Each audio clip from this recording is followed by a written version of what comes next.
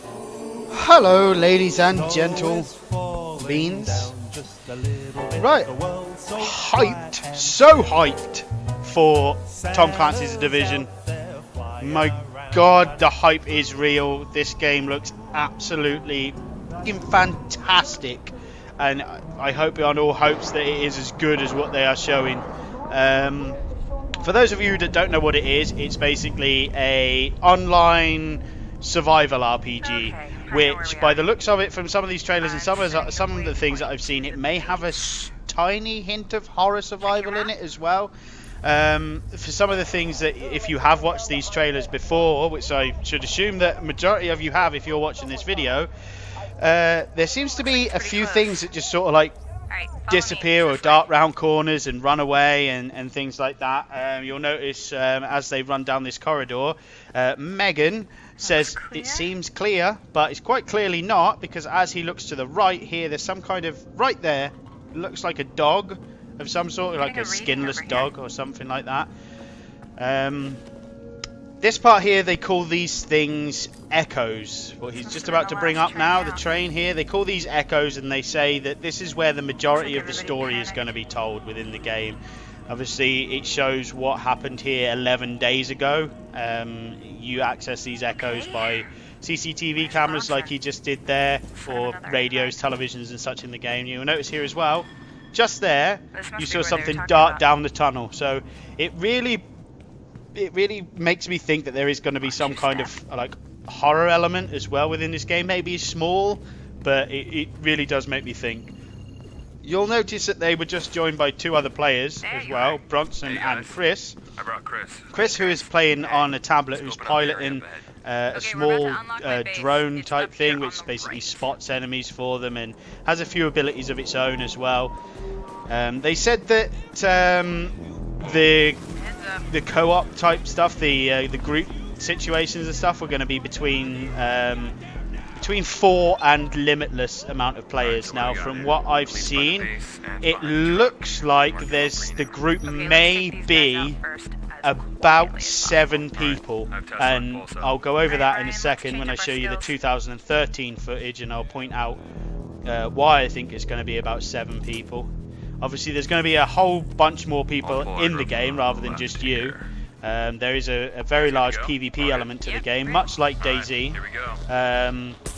They said if you die within the game, you can be revived, which you'll notice in a second here on this trailer that Bronson actually gets revived.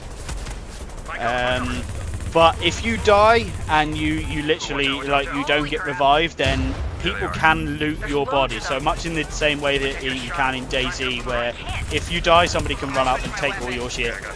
So it looks like when you die, obviously you're going to lose all your equipment, all your weapons and stuff like that. But I wouldn't say you'd lose your progression. You won't lose your character level. You won't sort of like start from like the beginning again, because I think that may be a little bit too hardcore. You'll notice there's a bit of destructible environment here as well. He'll shoot them paint cans that are on the table, and the paint splats on the bus behind. So it looks like quite a lot of the environment is going to be kind of destructible. There you see Bronson go down, and Megan's going to actually revive him. They're actually fighting to get into like a base of operations. The guy over there with the skull over his head is an elite. You'll have noticed back a bit earlier in the video when he first hovered over him, it came up with an elite above his name. Now these guys are slightly harder to kill, but they will drop good loot. You'll notice when he dies, he gets like an orange beam appear from him, and as the guy that this guy's playing here, as he walks over to him, he'll bend down and pick something up. Now, Megan says here, let's try and get the med center online. Now, I'm hoping that maybe the med center gives you sort of like a static point of respawn, because what they did say was when you die, like the respawn isn't just going to put you in some sort of random place per se. Because it's a level-based RPG. You're not going to be level 5 and then you're going to respawn in like an area where there's like level 20 people. Now, the only way you know when a level is too high for you is you'll die, basically. There's no floating numbers above mobs' heads to say, I'm level 10. No, the only way you'll know is that they'll have better equipment than you, probably body armor and stuff like that, and you'll basically just get your ass kicked. So what I'm hoping is that when you get medical online at a base of operations, that gives you a static point of spawn rather than just spawning like somewhere close to where you died. That would be a nice thing. And obviously the base of operations gives a point as to where maybe it gives other players like something to fight over and something for you to defend. They said base of operations are basically unlocked when you do enough and earn enough respect in a district that they'll allow you to have like a base of operations in a certain place. So it'd be nice to see how that works eventually. Now, food and drink are a thing within the game, but you don't have to. You don't have to use it, basically. You're not going to starve to death. They said there will be some sort of consequences to not eating and not drinking, but I'm assuming that's probably more or less going to be just a stat reduction or something like that. Maybe your character will be a bit sluggish, you'll not be able to run as long and things like that. So hopefully that'll be interesting. I mean, they don't want it to be as hardcore as other survival type games, as open world survival type games. There's a whole bunch to be hyped for about this game, and I'm going to show you the E3 2013 trailer shortly after this. What else did they say in the Q&A that happened yesterday? Bearing in mind that this Q&A happened for me at 4 AM, so if I'm a bit hazy and I don't really know, I'm forgetting a lot of stuff what they said, then forgive me, because obviously it was quite early or quite late for me to be watching it.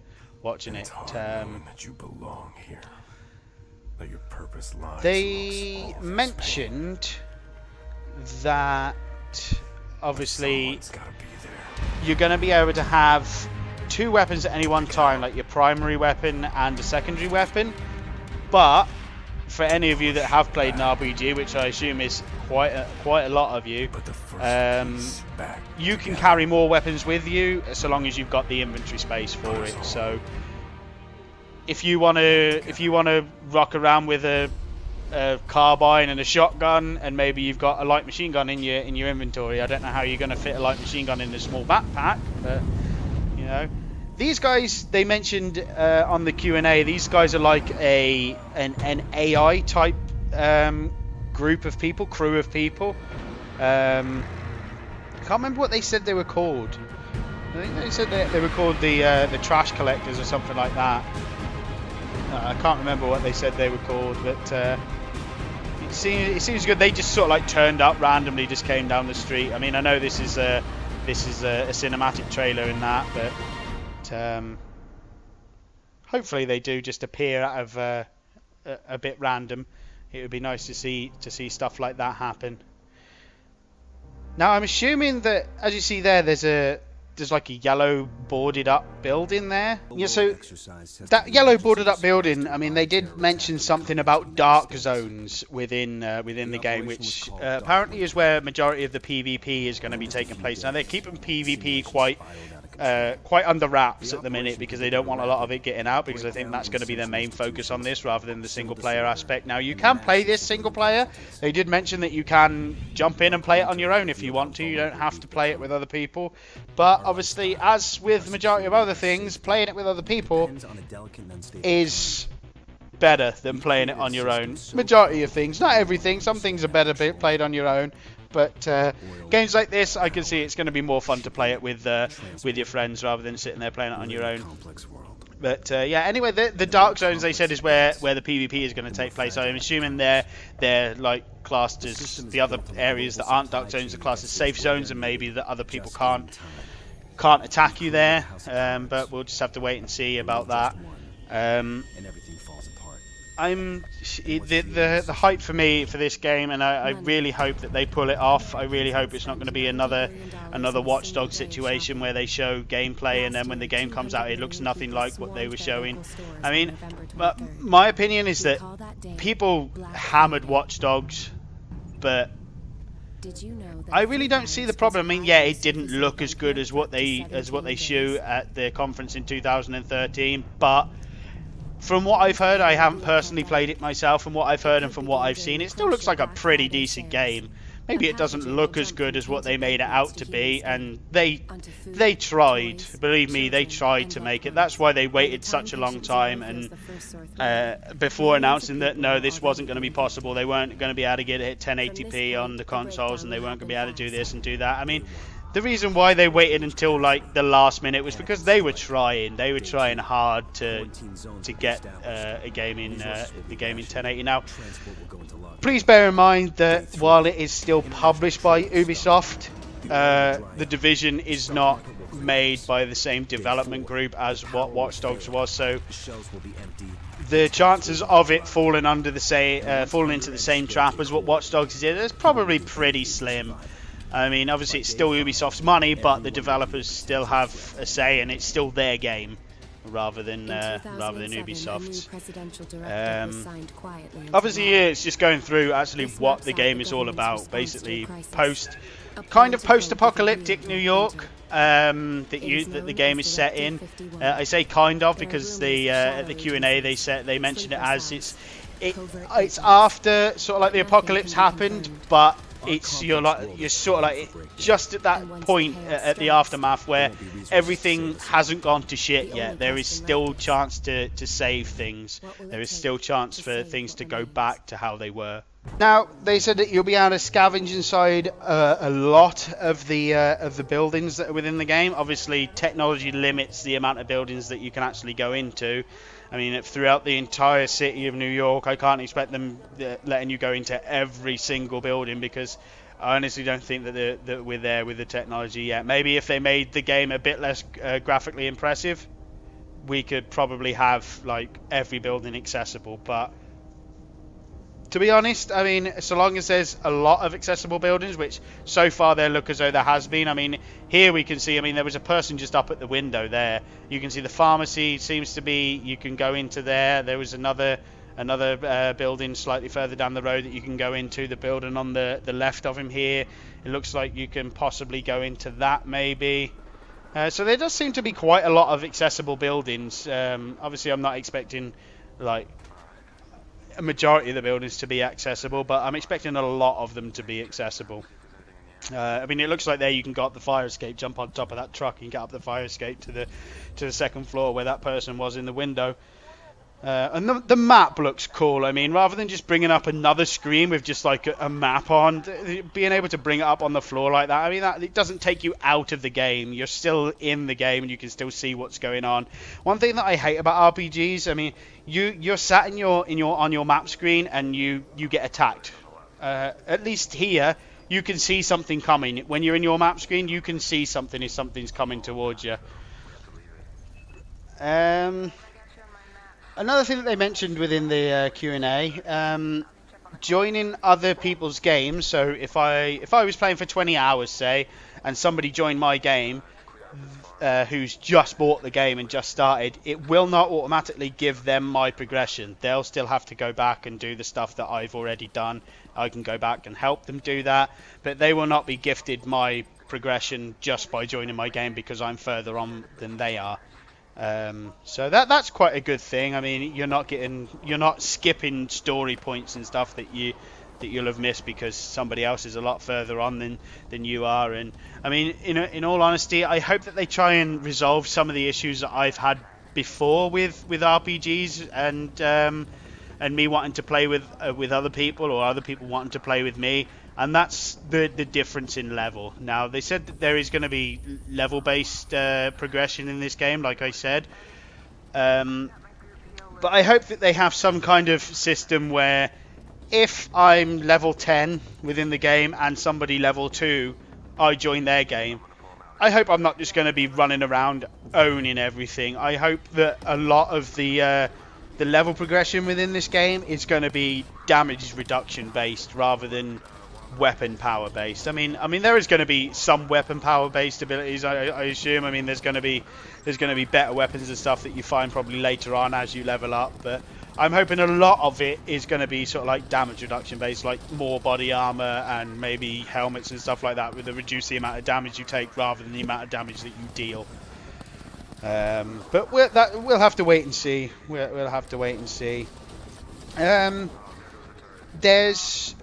is and there isn't a class system within the game. There isn't in the sense that you don't start the game and it doesn't say to you pick one of these 4 classes or 3 classes or whatever. But there is still the potency there that there is a skill system within the game, and there are certain skills that allow you to heal your teammates. There are certain skills that allow you to do a little bit more damage, and certain skills that allow you to help your teammates out by looking through walls, as you saw earlier on this footage here.